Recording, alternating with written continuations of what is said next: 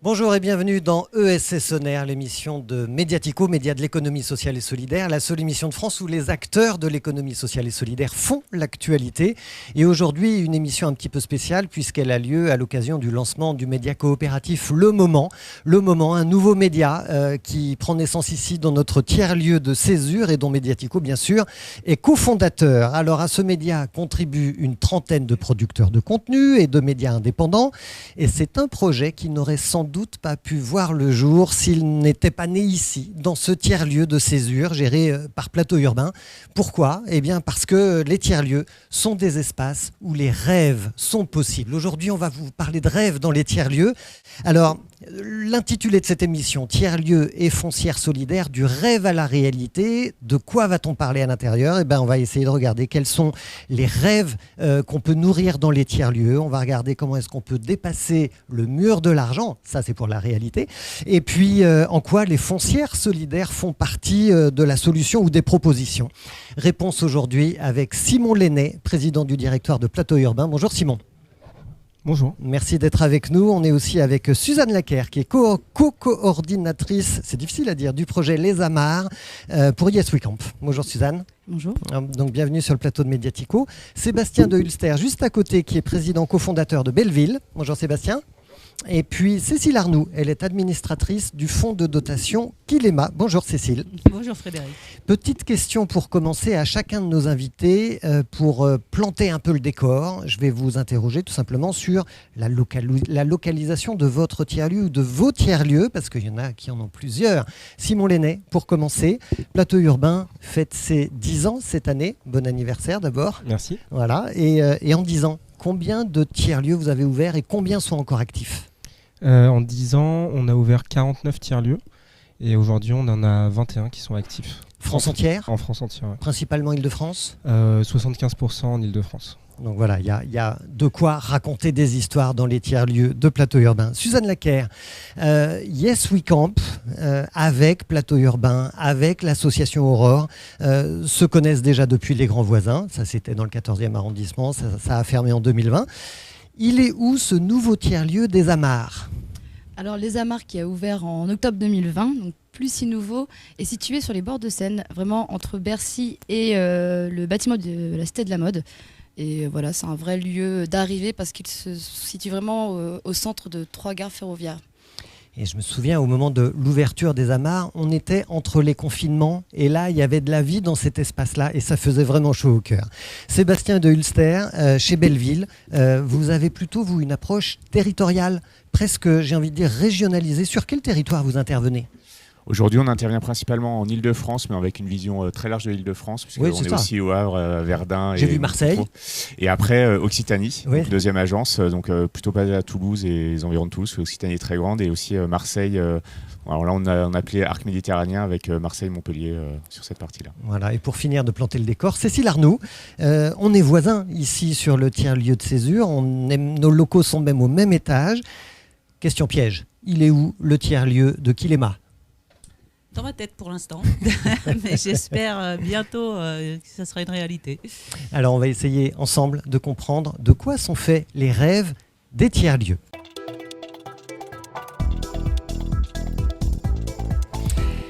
On parle d'urbanisme transitoire, on parle, vous le savez, on dit beaucoup que les tiers-lieux sont éphémères, mais ils ne le sont pas tous. Et puis, il y a toujours au départ un rêve, un désir de changer les choses, changer la vie, transformer la façon de vivre la ville.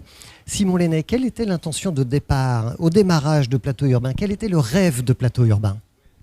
Le rêve de Plateau Urbain, c'était que dans la production de la ville soit systématisée l'occupation des temps qui n'étaient pas valorisés avant, donc c'est-à-dire le temps de l'avant-projet, et qu'en gros l'urbanisme temporaire et transitoire se diffuse en France, que ce soit en gros dans la norme pour les aménageurs publics, dans la norme pour les collectivités, et que ça devienne aussi une habitude pour le privé. Et alors pour quelqu'un qui n'a jamais été dans un tiers-lieu, ou qui n'a peut-être jamais mis les pieds dans un quartier en chantier, parce que c'est de ça dont on parle, qu'est-ce que ça veut dire concrètement que cet urbanisme transitoire, éphémère, cette période intérimaire entre deux phases de la construction urbanistique ?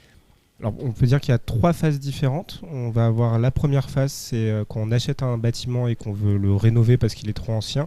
Il va y avoir un temps d'attente de définition du projet et un temps d'attente aussi d'obtention des autorisations de permis de construire. Et ce temps-là, il va être de 1 an à 3, 4 ans en fonction des autorisations qu'on va vouloir obtenir. Et le deuxième temps vide, c'est en fait quand on a des immeubles qui ne correspondent plus du tout aux attentes du marché, de l'immobilier de bureau par exemple complètement obsolète, où là en fait il n'y a pas de projet urbain, on est dans du portage foncier et ça peut durer là beaucoup plus longtemps. La durée moyenne de portage foncier c'est 6 à 8 ans. Donc on peut dire ici que sur le tiers-lieu de Césure, il y a un projet urbanistique, on est dans l'ancienne université de Censier, de la Sorbonne Nouvelle à Paris, mais sauf que la plupart des étudiants sont partis, et qu'est-ce qui va se passer dans 2-3 ans ? Alors dans 2-3 ans, il y a un projet de restructuration de cet ensemble immobilier universitaire pour redevenir un ensemble immobilier universitaire. Et après, il y a plein d'autorisations à obtenir. C'est un bâtiment de 25 000 m² qui est au cœur du 5e arrondissement. Donc ça va prendre un peu de temps d'obtenir toutes les autorisations et même le chantier de restructuration va prendre lui-même beaucoup de temps. Donc il y avait cet interstice de 24 mois qui était disponible et l'EPORIF a souhaité qu'il soit valorisé. Donc le propriétaire. Le propriétaire en transformant ce moment-là en tiers-lieu. Et vous avez attiré ici 180 structures qui nourrissent toutes un rêve différent ou une activité économique d'ailleurs parfois. Est-ce que les rêves changent selon les tiers-lieux ? Je pense que la typologie des bâtiments elle va quand même orienter ce qu'il est possible de faire. Donc quand on est sur des bâtiments industriels comme une ancienne halle, on va attirer plutôt des structures qui sont dans l'artisanat, la construction. Et quand on est dans des bâtiments plus tertiaires, on va attirer des activités beaucoup plus servicielles. Donc en fait, oui, les rêves peuvent changer. Le rêve commun, c'est d'avoir, pour Plateau Urbain et pour les tiers-lieux mixtes, c'est d'avoir quand même une mixité d'activités et des rencontres entre professions différentes et qui trouvent un objet commun comme un média coopératif et qui travaillent tous ensemble pour créer quelque chose de nouveau suite à leur rencontre. Et voilà, c'est précisément ça qu'on essaye de fabriquer ici avec le média Le Moment. Suzanne Laquer, quel était au départ le but du projet Les Amarres en 2020, en octobre 2020 ? Alors oui, les Amarres, avant tout, c'est l'existence de 2 services d'accueil du jour qui sont gérés par... On peut peut-être juste dire, j'aurais dû le dire moi-même, où ça se trouve et pourquoi ça s'appelle Les Amarres. Le nom explique sa localisation. Alors je dirais, c'est intéressant, mais le nom des Amarres est apparu avec l'arrivée du partenaire de la structure conventionnée sur ce bâtiment qui est l'association Aurore, qui est arrivée simplement avec un service d'accueil de jour pour hommes isolés, puis 2 mois après a créé un service cette fois pour des familles ou femmes enceintes isolées. On se trouve sur les quais d'Austerlitz. On se trouve sur les quais d'Austerlitz, vraiment en bord de Seine, c'est-à-dire qu'on a un accès directement rez de Seine. Ensuite, donc les Amarres, c'est un espace de premiers soins pour des personnes en grande précarité qui peuvent obtenir des repas, se laver leurs vêtements, tout ce qui est premier service, mais aussi obtenir un accompagnement social, c'est-à-dire l'obtention de titres de séjour, de l'accompagnement pour trouver des logements, de l'hébergement et même des formations pour l'insertion professionnelle. Donc il y a ce camp, nous on a été appelés pour développer des activités autour de cette action sociale mais ce qu'on a voulu faire en tout cas c'est un tiers-lieu qu'on considère vraiment autour des questions de lutte, de justice sociale. On a vraiment voulu conserver cet ADN des accueils de jour, donc c'est pour ça qu'aujourd'hui il y a une vingtaine de structures d'organisation de professionnels du travail social et notre programmation et notre ouverture au public se fait à travers une programmation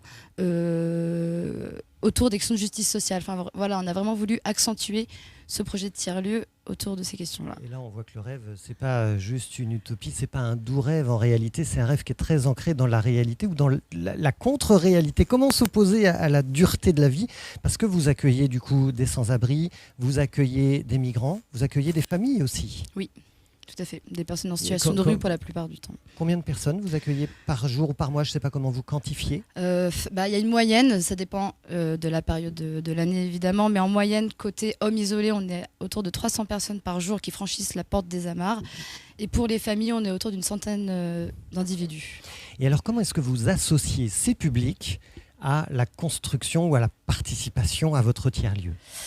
Eh bien, on essaie de les intégrer à nos différentes actions, c'est-à-dire que ces publics viennent bénéficier de premiers soins, mais nous, à travers des instances ou des programmes que l'on a mis en place avec tout plein de personnes, on essaie de permettre à ces personnes d'avoir d'autres services, des services autour des questions culturelles, autour de la nourriture, et j'en passe. Par exemple, on a développé une radio interne aux Amars qui s'appelle la radio Tintamarre. Joli nom. Tout à fait. Et cette radio a lieu l'après-midi lors des périodes d'ouverture des accueils de jour. Et souvent, grâce au soutien des équipes sociales, on invite des personnes à venir parler de divers sujets. Et il y a notamment les interprètes des accueils de jour qui viennent pour faire la traduction des différents dialectes des communautés représentées. Où est-ce qu'on peut l'écouter, cette radio, On peut Tintamarre l'écouter sur Spotify et on vous enverra le lien. Donc c'est une radio numérique, évidemment. On va se tourner vers Cécile Arnoux. Que signifie d'abord Kilema? Alors, Kilema, c'est un mot malgache qui signifie handicap. Alors pourquoi cet engagement autour du handicap, Cécile? Pourquoi? Parce que j'ai une fille qui est handicapée. Et donc, voilà, donc j'ai... Quel handicap, on peut préciser? Trisomie 21. Elle a Trisomie 17 21. ans, elle a une trisomie 21 et tout le projet Kilema, donc Kilema tiers-lieu, Kilema fonds de dotation. Oui, parce que Kilema, pour l'instant, plein de il y a trois projets derrière le nom Kilema. Il y a cette maison d'édition.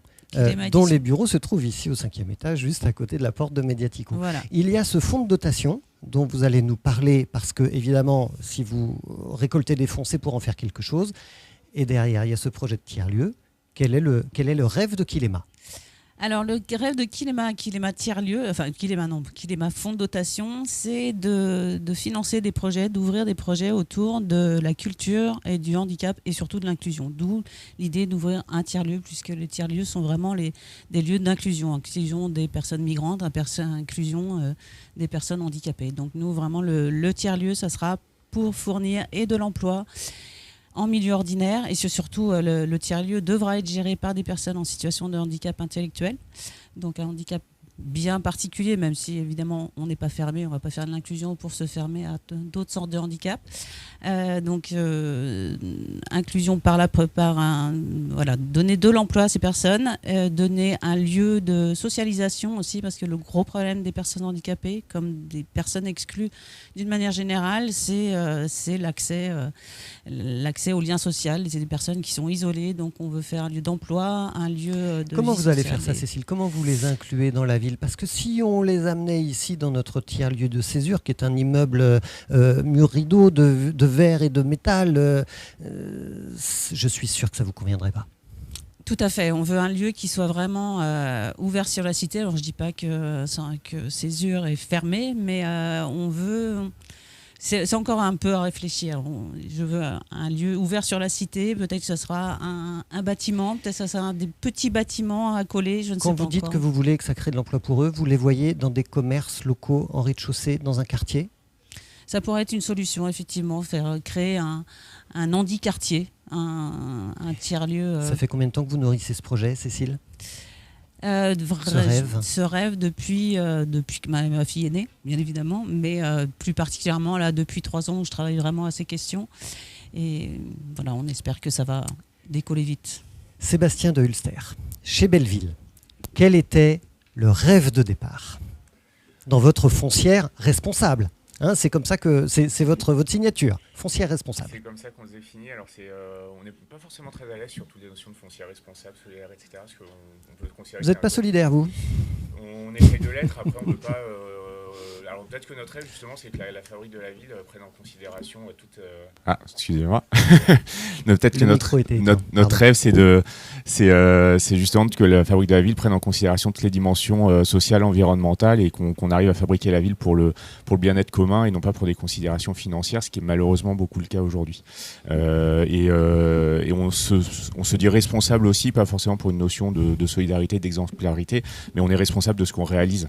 Alors, qu'est-ce que c'est qu'une foncière ? Il y a des gens qui ne savent pas ce que c'est qu'une société foncière. Vous faites quoi ? Alors, une foncière, c'est très simple. C'est une société qui achète de l'immobilier et qui la met en location ou à disposition pour des acteurs qui l'exploitent derrière. Et alors, en quoi est-ce qu'elle peut être responsable ou solidaire ou quel que soit le mot positif qu'on ait envie de mettre derrière ? En fait, c'est que l'immobilier qu'on crée soit en fait au service des projets qui sont dedans et du territoire qui l'entoure et non pas juste pour le bien des associés, des actionnaires ou des dirigeants. Et donc, vous nous avez dit les territoires sur lesquels vous intervenez. Est-ce que vous êtes en milieu urbanistique, comme en parlait tout à l'heure Simon Lenné pour Plateau Urbain, ou est-ce que vous êtes aussi en milieu rural ?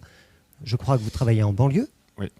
En fait, on n'a pas sur ces thèses d'investissement, on est assez mixte et on essaye de prendre le contre-pied de l'immobilier. Donc sur les métropoles, on va essayer de libérer l'immobilier, de le rendre moins cher pour des acteurs productifs, des acteurs culturels, des acteurs de l'ESS. Et dans les milieux plus ruraux, banlieues ou délaissés par les investisseurs, on vient mettre de l'énergie et de l'argent alors qu'en fait les utilisateurs sont présents, mais activer l'immobilier reste compliqué, soit pour des questions financières, soit pour des questions techniques. Et pourquoi vous vous installez chez Plateau Urbain, ici à Césure ? Parce que vous aussi, vous êtes un occupant de Césure. Tout à fait, on vient leur piquer leur savoir-faire en fait. Non, mais c'est un lieu qui est super pour nous parce que c'est un des gros bonheurs que j'ai de l'aventure Belleville, les immobiliers solidaires et responsables, c'est qu'en fait on partage nos savoir-faire, on a un objectif commun qui en fait dépasse les structures. Et ici en fait avec Plateau Urbain, on se connaît depuis longtemps et on travaille ensemble sur un certain nombre de projets et on apprend les uns des autres. Et ici on retrouve un écosystème qui est très riche, donc c'est en fait, un vous vrai n'êtes bonheur. pas concurrent ? Non. Ou vous l'êtes un peu quand même ? Non, je pense pas, parce qu'on est... Alors, sur les temps, on est un peu différent, mais même, je pense qu'il y a peut-être des logiques pour Plateau Urbain de pérenniser des lieux, et à la limite, c'est... le marché est monstrueux, et en fait, on n'est pas assez nombreux, donc peut-être que quand on sera 50 sociétés comme ça, il y aura une concurrence qui se mettra en place, mais j'attends que ça, quoi. Merci pour cette transition, Sébastien. Oui, comment est-ce qu'on fait pour pérenniser les lieux ? Parce qu'à un moment, effectivement, quand le rêve devient réalité, on est confronté au mur de l'argent, et c'est là que les choses se compliquent. Le mur de l'argent, c'est souvent le premier frein au rêve, Simon Lenné. Est-ce qu'il y a un modèle type, un modèle économique type pour faire fonctionner les tiers-lieux ? Le parti qu'on a pris avec Plateau Urbain, c'est de dire aux propriétaires de leurs immeubles que le temps de réflexion, d'obtention des permis de construire, il ne devait pas être valorisé. Donc, de cette manière-là, on a dit ce temps-là, il ne vaut pas de l'argent. Et en ayant de l'occupation temporaire, c'était la version très pragmatique, on vous fait économiser de l'argent parce que vous n'avez pas sécurisé votre bien. Donc là, en fait, on a écarté la question de loyer, de profit côté propriétaire dès le début de l'équation. Donc c'est ça qui nous permet aussi d'être très créatifs dans les occupations temporaires parce qu'en fait, on ne paye pas de loyer. C'est-à-dire que nous, effectivement, on paye une contribution aux charges collectives, mais pas de loyer à proprement parler. Il n'y a pas de loyer directement. Il peut y avoir des charges liées à l'occupation, il peut y avoir un bout de taxe qui correspond aussi à l'usage des trottoirs que vous allez faire à côté du bâtiment, mais il n'y a pas directement de loyer qui est versé. Donc ça retire un gros bout dans l'équation. Sinon, en gros, si on faisait le même projet avec un loyer côté propriétaire qui serait au loyer de marché, on n'arriverait pas à réunir autant de personnes aussi rapidement et surtout à s'adresser à des personnes qui sont exclues du marché classique. Donc ça, c'est une solution de ce temps-là qui peut permettre de créer des tiers-lieux. Je suis étonné parce que je pensais que vous alliez me dire il y a autant de modèles économiques qu'il y a de tiers-lieux. Il y a plein de modèles économiques différents. Celui de Plateau Urbain, il est surtout basé sur des contributions aux charges et des structures qui travaillent sur le site et qui louent des surfaces. Après, on a un peu de privatisation qui peuvent être associées. Et on a essayé, notamment à Césure, d'avoir un modèle où l'offre culturelle ne sera pas dépendante, en fait, par exemple, de la vente de restauration ou de la vente de boissons. Ce qui peut être un autre modèle qui est pratiqué, où en gros, la culture ou les activités sociales sont financées par la restauration et la bière.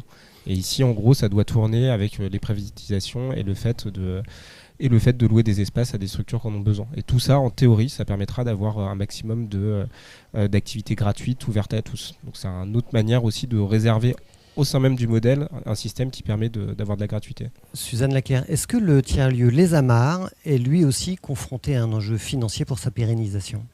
Ouais, c'est intéressant parce qu'aujourd'hui, dans son activité de lieu temporaire, il existe 4 budgets distincts qui composent les Amarres, c'est-à-dire qu'il y a les 2 services d'accueil de jour.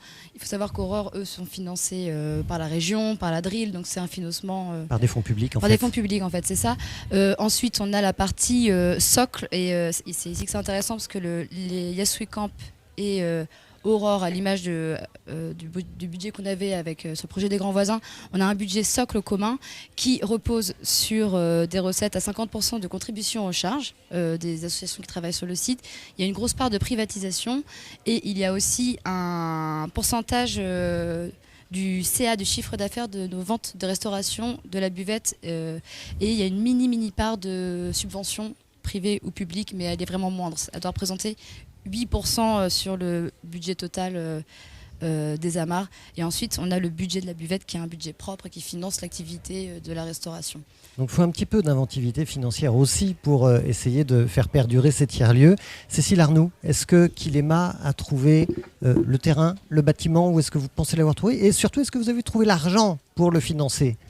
Alors le terrain, le bâtiment, non, pas encore. On n'est pas encore à fond sur le projet du tiers-lieu parce qu'il a fallu, on est déjà sur Kilema Édition qui est un gros chantier. Mais effectivement, la structuration en fonds de dotation et le tiers-lieu sera une association. Et du coup, ça nous permettra, on espère, de récolter des fonds de mécènes privés. Ou de grands mécènes ou d'entreprises. Kilema Édition appartenant au fonds de dotation, et on espère bien que ça marchera. Tous nos bénéfices seront reversés au fonds de dotation pour financer ce tiers-lieu, parce que la finalité du projet Kilema, c'est vraiment la création du tiers-lieu. Donc on a créé Kilema Édition pour pouvoir mettre des livres dans une future librairie qui sera dans le tiers-lieu, qui sera gérée par ces personnes handicapées. Et puis, il y a une dernière source de fonds, on espère, ce sera l'État et les collectivités locales, bien évidemment, puisque... Work in progress, comme on dit en bon anglais, ouais, mais les rails sont déjà construits. Sébastien de Hulster, vous, en tant que foncière solidaire, qu'est-ce que vous proposez chez Belleville comme solution financière ou comme solution pour réinventer l'accès au foncier? Alors, le modèle qu'on a en général sur la plupart de nos projets qu'on a en cours, c'est que les acteurs en fait ont identifié leur foncier et se retrouvent justement bloqués pour des raisons soit techniques, de savoir-faire, de réhabilitation d'un bâtiment, soit financière, soit même juridique, structuration, quel type de baux, est-ce qu'on est sur une convention d'occupation temporaire avec la SNCF. Et en fait, on vient faciliter tout ça, et souvent même en apportant un accompagnement dans la gouvernance du collectif. Parce que les collectifs ont toujours des problématiques aussi de gouvernance. C'est une question de temps, surtout quand il y a beaucoup d'associatifs. Et on vient aider tout ça et consolider en fait le projet. Mais on est d'accord, vous vous projetez sur du durable, oui. Sur des horizons à 10, 20, 30 ans. Oui, voire plus. Des beaux amphithéotiques. On essaye, la volonté d'être vraiment sur des projets très long terme. Le plus court terme qu'on a, au final, c'est le TLM qu'on a, donc là, qui est en travaux et qu'on avait ouvert l'été dernier. On était sur une période de 15 ans. On ne peut pas terminer cette émission sur les tiers-lieux et les foncières solidaires sans parler, Simon Lenné, de base commune. Parce que vous aussi, vous occupez des tiers-lieux de façon éphémère, sauf que vous avez bien senti qu'il faut aller plus loin. Qu'est-ce que c'est que base commune? Racontez-nous, et où vous en êtes de ce projet dont on a déjà parlé une fois sur Mediatico. Base commune, c'est un projet de foncière de rez-de-chaussée solidaire. On a identifié un autre temps un peu dysfonctionnel dans la ville, c'était qu'il y a des constructions de nouveaux quartiers de logement. Vous avez les logements qui se vendent très rapidement ou qui se louent très rapidement, et les rez-de-chaussée qui restaient vacants un certain nombre de temps. J'ai toujours l'exemple des docks à Saint-Ouen où c'est resté 5 ou 6 ans vides. Donc on a trouvé ce moment-là pour s'adresser au groupement de promoteurs en leur proposant de acheter moins cher pour louer moins cher, et en leur garantissant que nous on était capable d'activer rapidement le quartier. Donc l'idée, c'est vraiment de travailler dans des projets de réhabilitation ou des projets neufs, de se mettre au niveau des concours, donc c'est quelque chose qui prend pas mal de temps, pour avoir une réponse adaptée où dès le début de l'équation, le groupement de promoteurs va faire une offre en disant on va réserver 20-15% de notre opération à des projets qui doivent domicilier des activités de l'économie de la transition, et ces activités-là, elles ne sont pas capables en fait de payer des loyers chers. Donc là, on rejoint un peu pas mal d'idées qu'on partage avec Belleville, et la grande idée derrière, c'est que de dire aux politiques et aux privés qu'il faut qu'on réserve dans l'espace urbain de manière pérenne des mètres carrés avec des bonnes situations pour permettre à ces nouvelles structures d'entamer leur transition et de pouvoir avoir place en ville et ne pas se retrouver relégués dans les interstices du marché. Merci beaucoup Simon Lenné, merci à tous les 4 d'être venus sur le plateau aujourd'hui de Mediatico et de Le Moment, ce nouveau média coopératif ici sur le tiers-lieu de Césure, auquel Mediatico contribue, vous l'avez compris. Merci de nous suivre, j'espère que cette émission vous a plu, et si c'est le cas, vous le dites avec un petit pouce sur les réseaux sociaux, et puis on se retrouve très vite sur mediatico.fr.